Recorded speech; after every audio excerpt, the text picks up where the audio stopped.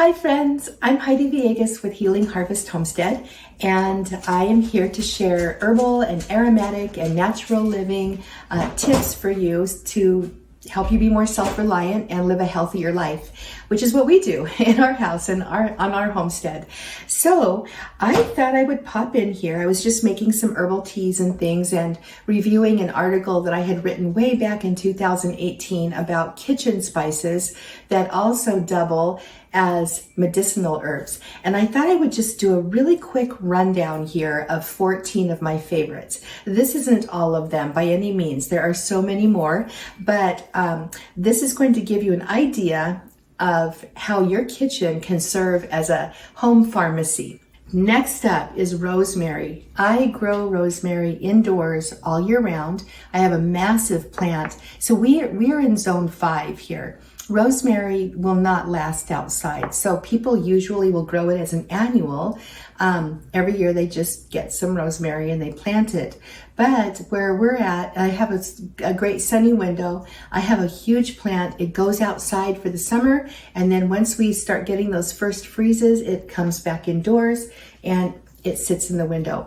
And you know, obviously this is a plant that loves being outdoors the best, but if you know how to take care of it, and I have a video that talks about how I successfully grow rosemary indoors all year, so I'll link to it up here. But it's a great plant to have around. It boosts the immune system. It helps with memory, focus, cognition. So you can drink rosemary as an herbal tea for these reasons, or you can get some essential oil and diffuse it, especially in combination with peppermint and perhaps some sage. Sage isn't even in the list, and it should be. Sage is amazing.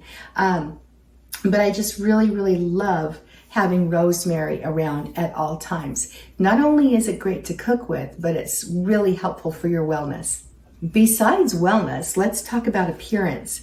So rosemary is very well known for being helpful with skin issues, especially oily skin and acne conditions, and it stimulates hair growth. So you can actually use some infused apple cider vinegar infused with rosemary and create a wash or a rinse, and then just massage that onto your scalp 2 or 3 times a week, and you might have some helpful results.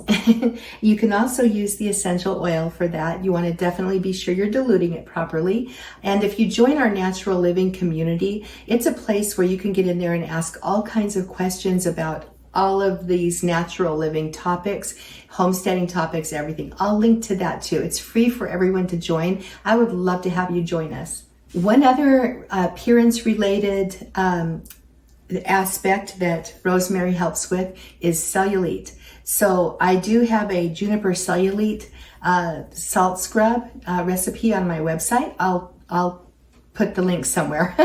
It'll either be in the description or it'll be above. But it's wonderful for just exfoliating the skin, softening the skin. But there's some evidence that rosemary can be helpful, so can juniper berry, but rosemary can be helpful for reducing the appearance of cellulite. So ladies, you might want to take a look at that one too. Next up is thyme, and here I've got some oregano, and I'm just going to talk about these two together. These two are powerhouses when it comes to boosting your immune system and helping you get better fast from cold and flu. I love having both of them on hand. In fact, I have a friend of mine who drinks thyme tea every single day. The man is never sick. I've never seen him sick one single time. So thyme is wonderful. It's also calming and relaxing and soothing. And as you know, it comes as an essential oil.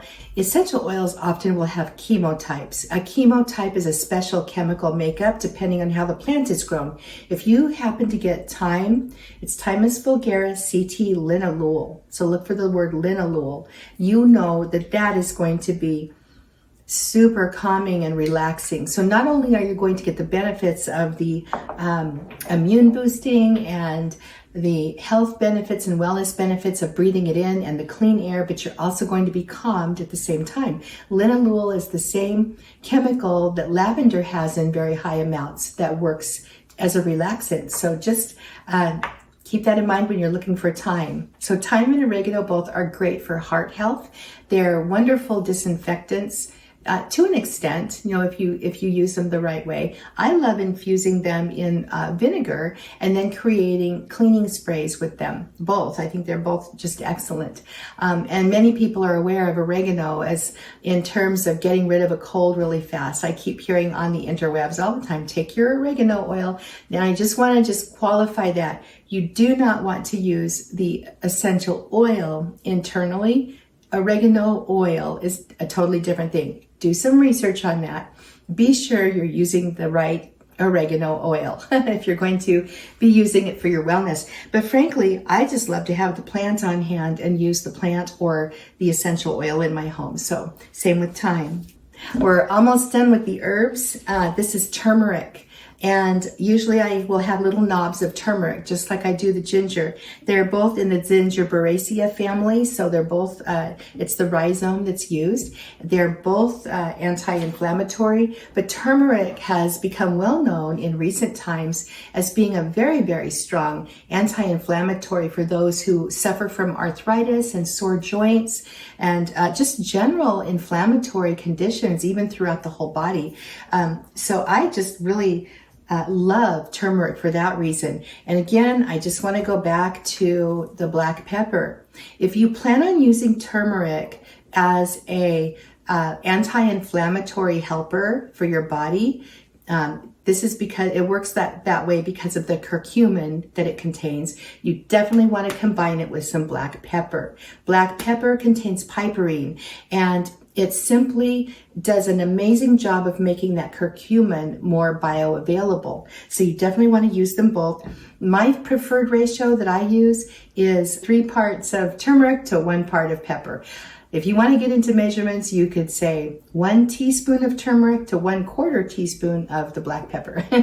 All right, but I love using these two together. If you happen to go to the store and look at the turmeric supplements, you'll know you've got a good one if there's piperine in it or a black pepper. Okay, so just be looking for that. Turmeric all by itself is not going to be very helpful.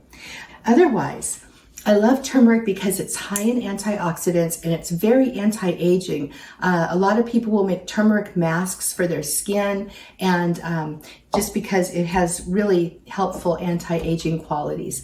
But it's wonderful as a general anti-inflammatory for your body. I also just want to say too, with turmeric, the best way I think to take turmeric is just to cook with it. Get it into your foods. It's the best way to get the anti-inflammatory properties. Finally, lastly, and I wasn't going to include this because it's not an herb, but this is honey. I love using raw honey, and I love using raw honey as a medicinal. The reason is that it is decongesting. It helps with congestion. It helps as an expectorant. It helps as a sore throat soother. It helps with coughs. It's just amazing. In fact, did you know that one clinical study shows that raw honey is actually better as a cough soother than the dextromethorphan that's in cough syrups, over-the-counter cough syrups. So just know, honey's amazing. Instead of taking the chemical garbage, use something natural that's going to work better, right? Doesn't that make sense? Honey is immune boosting. It's excellent for dressing wounds. It's great for washing your face. In fact, often if I run out of facial cleanser, and sometimes even if I just want to, I will use a teaspoon of honey and I will use that as my facial cleanser, and it's amazing. It works great. All right, I hope you enjoyed this little rundown of a few different culinary herbs that you probably have in your kitchen right now and how you can use them for your health and wellness. If you're really fascinated and interested in this, you should consider taking my course, Ditch the Drugstore. In Ditch the Drugstore, I teach my students how to build their own home apothecary that's personalized for them. So it's not some generic, here's 15 remedies, kind of a course. No, we dig deep. You actually get to think about your family and what you guys need in your family, and I help you put it together over a period of a few weeks. At the end of that very few weeks, you've got super home apothecary that is easy to use, and it's at your fingertips, and it's all natural. So consider joining us for Ditch the Drugstore next time I open it. You can get on the wait list in the link below in the description. Just click where it says show more and it'll be there. All right, I'm Heidi Villegas with Healing Harvest Homestead. I hope you enjoyed this video, and please take advantage of my free herbal remedy guide and cheat sheet. You also might want my How to Relax Using Herbs guide. It's actually a book. It's a digital book that's 24 pages long. It contains recipes, so you can pick those up in the links below. All right, I hope you enjoyed this.